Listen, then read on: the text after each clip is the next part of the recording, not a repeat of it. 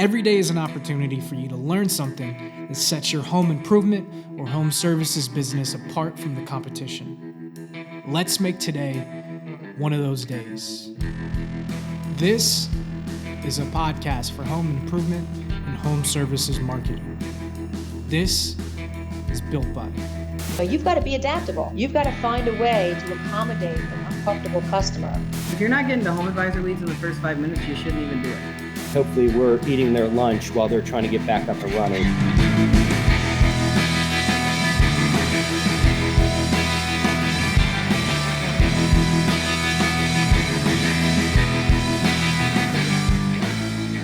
Hey, what's up, y'all?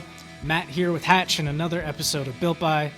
I think this is episode 25. I can't believe we've made it 25 episodes, which is insane to me because I thought it was like episode 250. I feel like I've been doing this for 25 years, running this podcast through a pandemic.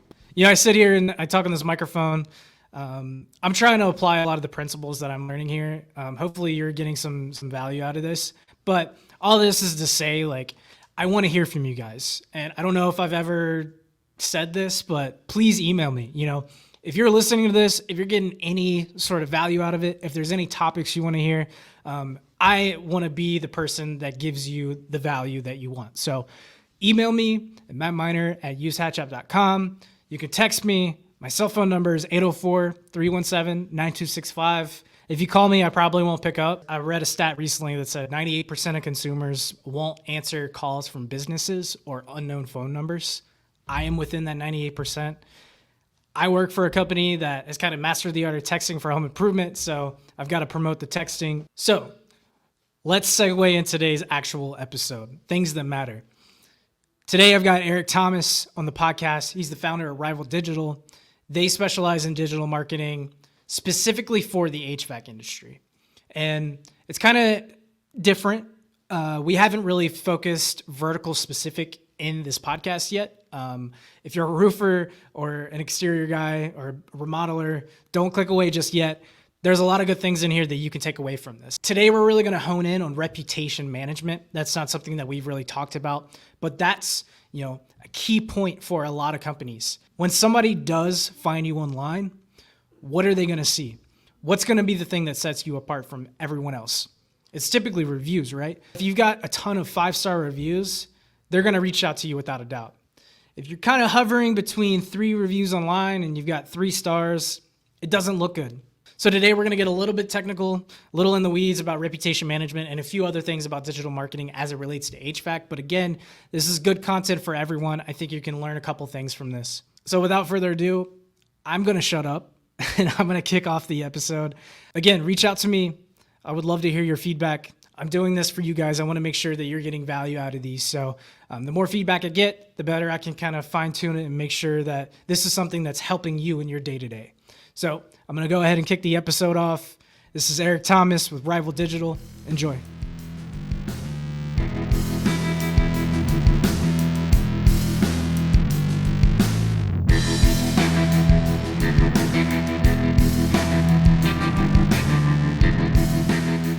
Home services are never going to go anywhere. Everyone's always going to need something fixed at their home. They're going to try to go on YouTube and figure it out themselves. Sometimes they figure it out, other times they don't, and then they end up calling someone anyways. So there's always going to be a need for that. Whereas there are these other, career fields and there's these other industries that are a little bit more trendy. We're seeing one right now with CBD. Everyone's like, I got to hop on this CBD marketing trend. Well, yeah, CBD might be a long-term thing, but has it been around for hundreds of years? No. Will it stay around for hundreds of years? Who knows yet? So there's always going to be a need for your appliances and your HVAC systems and your electrical to be fixed. So that's really what interests me about the industry, is that it's never going to really die off. Mm-hmm. So were you in HVAC before you got in? I know you mentioned you were in marketing before HVAC, but what kind of drew you to home service? I mean, other than, I guess, the fact that it's ever present and there's a need for it all the time, but was there something else that kind of drew you to it specifically over home improvement, windows and doors and that sort of thing? Yeah. So I did work an apprenticeship for a big HVAC company in this area for a couple summers. That wasn't really anything hands-on. It was more or less a summer job at the time. But I was really drawn to it because I just enjoyed the work. I'm really into like the hands-on side of work. I enjoy doing home renovation projects myself. I enjoy building things myself. So I've always been kind of drawn to like the hands-on type of work. I did go to school for marketing. So it made sense for me to just take the hands-on passions that I like, which are carpentry and woodworking and all that stuff, and then mix it with what I'm actually got the hard skills or the soft skills for, which is the marketing. Great, man. Yeah. It's not very often you find people that majored in marketing or in marketing. It's usually like I was journalism, fell into marketing, and Yeah. I know other people are just like kind of crazy paths there. So that's cool. You kind of stuck with it. Yeah. When it comes to, I guess, HVAC in general versus everything else, what is it that sets that apart from another home improvement? Is it the type of, I guess, on the type of marketing, and I guess a little bit on the business side? Is it more of those like emergency based leads, or is it, something other than that? Well, as far as like what I enjoy about it, or like about the actual trade, that's different. Well, in terms of the marketing side of things. So when Yeah. so when you think of like windows and doors, you can probably, you see Facebook ads of like, hey, we redid this home, versus you don't see that much with HVAC. We redid this duct. Yeah. Well, yeah. So I guess with the marketing, with windows and doors, as long as they'll close, people can typically live without for a little bit. Mm. Sorry, the dog's barking. That's all good. If your HVAC goes out and it's 30 degrees, All good. if it's 30 degrees outside, and your heat pump quits working or your furnace quits working, you're going to be pretty miserable. So being able to have someone on call 24/7, maybe not always 24/7. I know a lot of companies market 24/7, but it's not entirely the whole day. But being able to be on standby and capture those leads when someone calls you at 10:30 at night, or goes to your website and fills out the chat widget at 10:30 at night saying, my heater went out and my house is freezing. Yeah. They're not going to want to go few weeks or months like you would with a door or a window. They're going to want that fixed probably the next day. Gotcha. So it's really time-based leads and getting your business in front of them at the correct time that they have the need. Yeah. I mean, and that is true for all marketing. It's, getting the right message in front of the right people with the right offer at the right time. That's marketing in a nutshell. So, being able to know how to capture those leads when they come through, and then also being able to close those leads. That's really the bigger thing that I see a lot of HVAC companies struggle with. They don't always have a hard time getting that lead, but sometimes they aren't really ready for, oh crap, the lead actually came in. Now what? How do I close this lead? So being able to capture the lead and close the lead is really super crucial. Yeah, that process there. So let's say that I am a HVAC company. Or no, let me turn the tables. I'm a homeowner. My heater goes out. It is cold here in Virginia. You're over in Newport News. I'm in Richmond here. I go online. I type in, I need my heater fixed. And then I see a bunch of companies. In your opinion, what is it that sets the best companies apart from the other ones when it comes in online? Let's on that first page of Google, or, whatever anybody's using to find a repair tech. I think what sets them apart is understanding their own sales funnel. So your heater quits working and you Google searched heater quit working. That's a very kind of a general search query. So being able to understand that when someone goes in and searches heater quit working, that's very low intent. That's not a, very, I guess what you could say is a broad match search term. Right. So you need to understand that lead is going to be a little bit higher up in the funnel. So if you do capture that lead, you need to understand, okay, they aren't even at the shopping phase yet. They're just at the phase where they know that they have a problem. Whereas when you get the search query,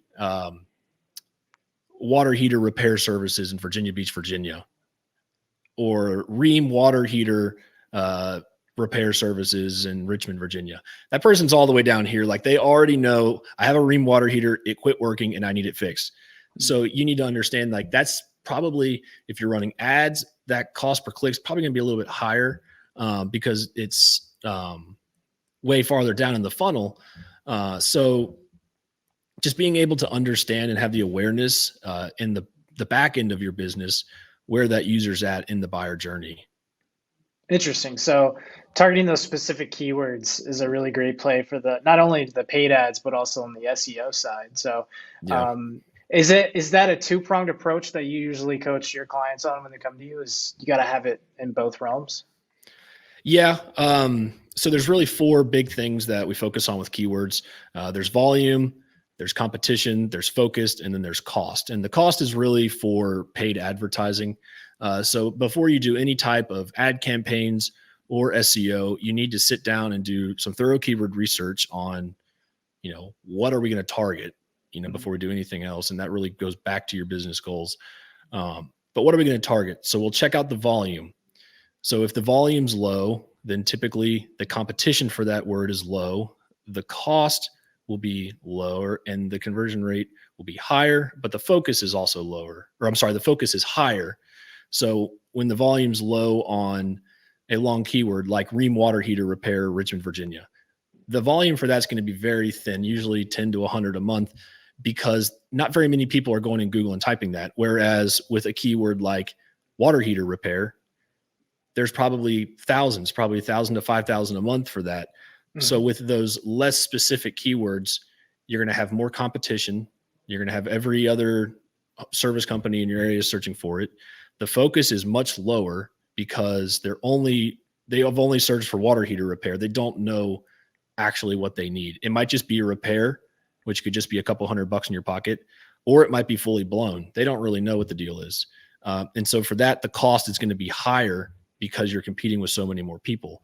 So understanding from the get-go, before we start any advertising campaigns or before we start doing any type of optimization of your website, what are your goals? What's your sales process look like? And what's your budget? Because if you have a huge budget and you're only looking for high qualified, ready to buy leads for someone that's searching, how much does a Ream 40-gallon water heater cost? That person knows what they want. So being able to capture that lead might cost you a little bit more money, but that's going to be a $1,600 to $3,000 job maybe. Whereas someone who's just saying my water's not hot, they just might need something repaired. So that might not be a huge ticket job.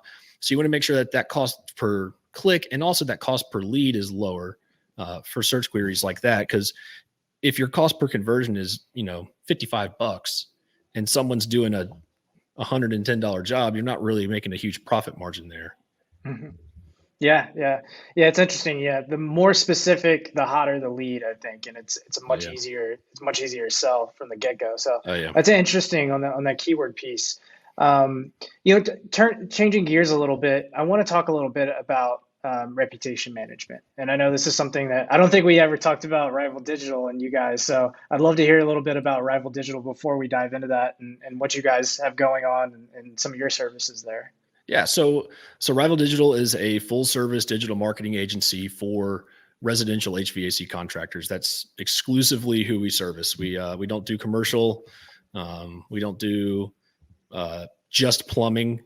We don't do electrical. We don't do any of those other home services. We just do HVAC. If the HVAC company offers plumbing, we'll still service them.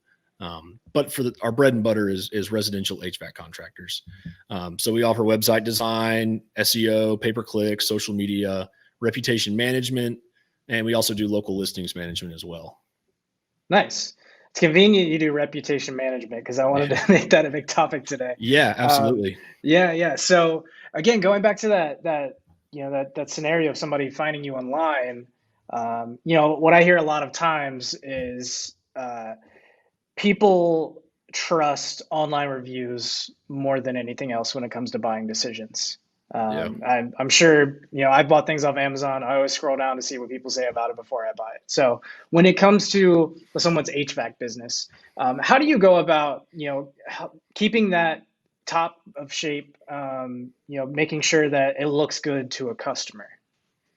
Well, first and foremost, you need to make sure you're replying to all reviews, good or bad, because the review section of any listing, it could be Google, it could be Yelp, it could be Facebook, anywhere you can get a review. It's a spectator sport. You could have had a customer and it totally went wrong, and you did the best you could, but they still weren't happy, and they get on there and they slander you. You still need to get on there and at least make some type of blanketed response, even if you don't actually alleviate the situation, because people are reading those. And if you don't respond, then it just makes you look bad. So the first step I would always do is make sure that all their reviews, good or bad, are responded to. Yeah. It's like it's like negligent, I think, if you see bad reviews and nothing's responded to. On the flip side of that, you can see people that respond to negative reviews a little bit too harsh, I guess. Or they get a little bit too in depth. So when you say like a blanket, like let's say you're responding to a negative review, how do you coach your clients on that? Yeah. Well, if I'm responding to it, I'll usually work with the client ahead of time to understand, one, what happened with this customer. Were they a trouble customer?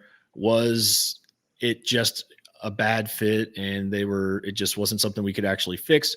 Or did we actually mess something up for this customer's experience with us? Like you get the full story first. Make sure that you understand what you're talking about, and then go on there and create something that's one, addresses the situation head on, so that when customers are reading it, they get the two sides of the story.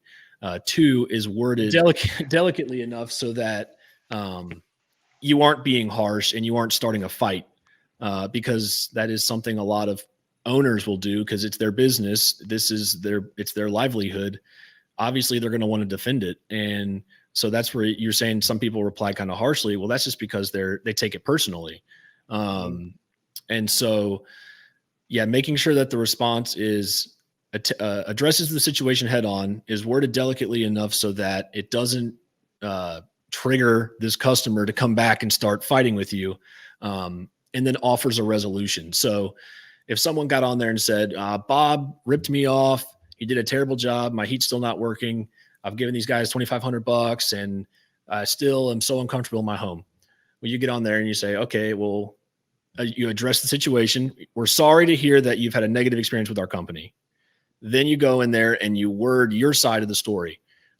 When we got to your home, your equipment was outdated with the new AC unit that we installed.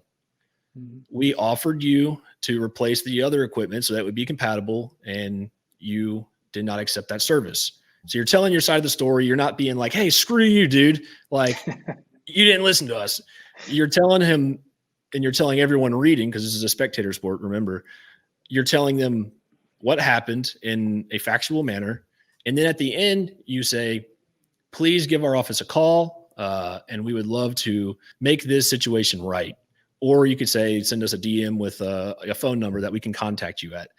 That way, the customer, at least there's a note there where for those reading it, they'll be able to see and say, okay, these guys at least attempted to correct the situation. Mm-hmm. Even if that customer never calls you, and even if you never get back out there to fix it, the people who are reading it will at least see and know, okay, these guys at least tried to make things right. Yeah, that's interesting. Nothing kind of necessitates a review more than a bad experience. And I think that's why so many companies have a propensity to like capture all of these negative reviews, because an angry customer is going to take action and do something. So on the flip side of that, how can HVAC companies be more proactive whenever they do a project, the customer has a great experience, everything's working fine, that they can kind of usher them towards their review sites? So I think the most important housekeeping item for this is to make sure you have some type of automated review solicitation platform in place There's plenty of great tools out there. So yeah, making sure that when that customer's done, they at least get some type of text message or email that says, "Thanks for being a great customer. How about leaving us a review?" But I've found with at least with some of my clients that customers don't always reply to those. They don't always check their emails. They usually see the text message and they ignore it. So training your technicians to have that personal connection with the customer and say personally, face to face with the customer, I'm glad I could help you today. It would mean a lot to me if you went on Google and left us a 5-star review if you were happy with your service, because that will usually garner way more positive results than an automated message. So that on top of the message will really help, because you get the personal connection, him saying, "Please leave us a review." Boom, they get an email or a text message and there's a link attached to it. And then they go and they click on it. And then now they're ready to leave the review. They know how to, they've got all the tools they need to leave a review. Great, man. Yeah, that's it's kind of covering all of your bases. I think that's extremely important, that side of things. Yeah. And so go ahead. One more thing. I was actually talking with an HVAC owner this morning, and they have like friendly competitions with their technicians. So, oh, really? Yeah. So like for every 5-star review that their technician gets, they get like a $50 gift card. So it gives the technicians more of an incentive to get that customer to leave a review. So getting, doing things like that, because those reviews do go a long way. Yeah. Yeah. I mean, the ROI on a positive review is so much more than $50. I mean, that's every potential lead is going to have their eyes on that. So that's pretty interesting. Pretty cool little contest there. Yeah. So, I mean, speaking of that, getting life out of your reviews, other than just having it sitting there on your Google page or your Facebook or your, I guess, Angie's List, things like that. How can HVAC companies and marketers get more life out of those reviews? Is it, Instagram posts? Is it, promoting on Facebook? Is it, putting it in brochures, things like that? Yeah, absolutely. I think that one, you should have all your reviews listed on your website, because people are going to go look at it. And as a matter of fact, if I pulled up the analytics for any of my clients right now, I guarantee you one of the top 5 pages on all their websites is going to be that testimonials page, because people go there and they read that. So making sure you have those on your website via a widget, or you just handwrite them on there or screenshots, or however you want to go about doing it, just making sure they're on your website. But also, repurposing them across social media. So you can go on Canva and make a template of a graphic for testimonials. And then once or twice a week, just mix that into your content marketing strategy for Facebook and for Instagram. It's easy content to make, and it just gives your brand more validation. Yeah, it's interesting. The website piece is interesting to me. So you recommend, when you're helping clients build websites, or I know you guys design websites on your end too, you recommend building a separate testimonials page for those to live on specifically? Yeah, absolutely. And Google even has, this is going to get a little techie, Google has APIs that you can use to tie in with your website. So when someone leaves a review on Google, it automatically populates onto your website.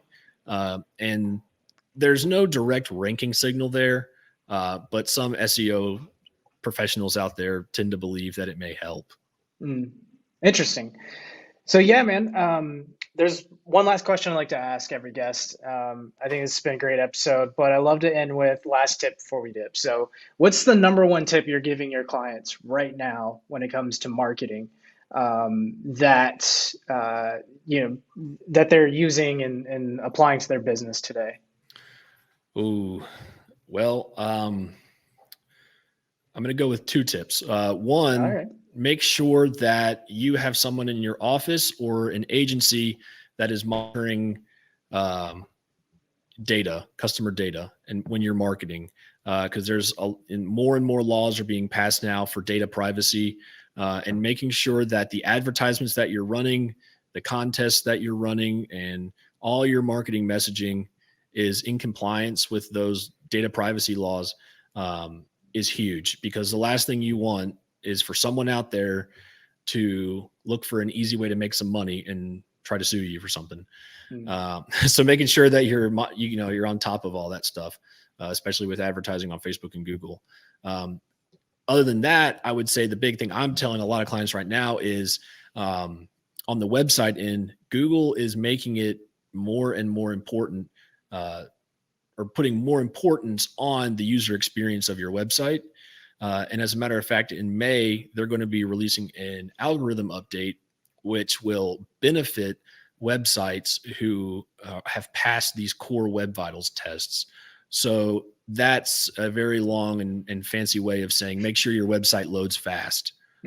So that in May, when they roll out that algorithm update, your website benefits from it, because from everything that I've been reading right now, and I've been keeping up with this day to day, is that it's going to handsomely benefit whoever is on top of that right now. So if by mid-April you haven't gotten your website up to par with those core web vitals, you're going to want to make sure you get on it. If you need help figuring it out, make sure you contact me, because I can help you make your website fast. Yeah, there you go. That's a great transition, man. For any listeners that want to learn a little bit more about Rival Digital and you guys, where should they go? What should they check out? They should just go to our website, rivaldigital.com. You can find pretty much everything there. There's links to our social media and whatnot there.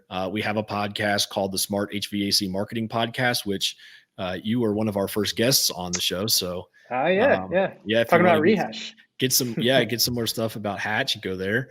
But our podcast interviews HVAC owners on marketing. So if you're an HVAC contractor or an HVAC business owner out there and you're just looking for some marketing ideas, that might be a decent resource for you to listen to. But yes, you can contact us on our website, rivaldigital.com.